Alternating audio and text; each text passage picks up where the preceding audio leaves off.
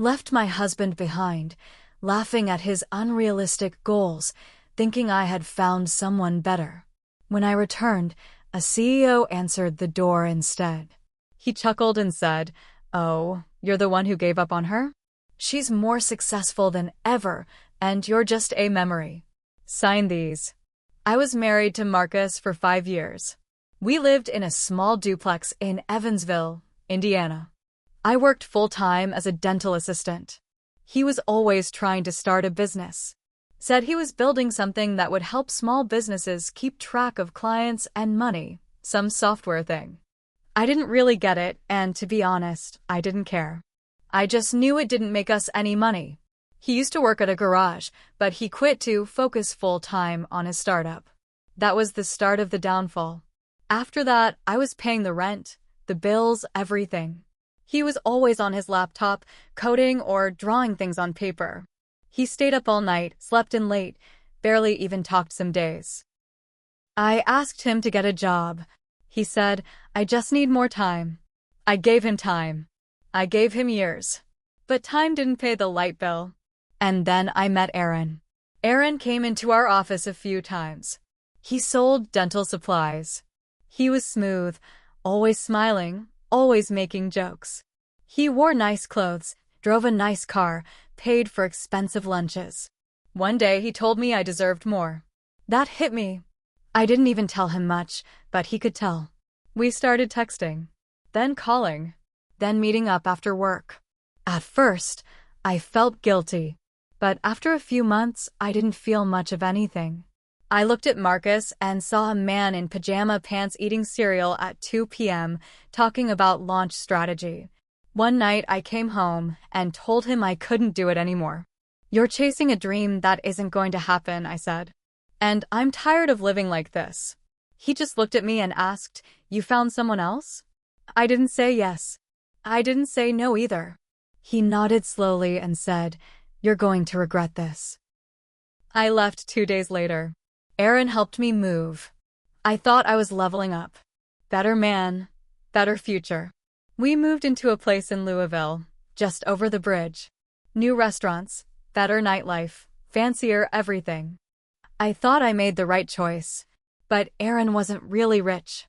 Just liked to look rich. He had credit cards, not savings.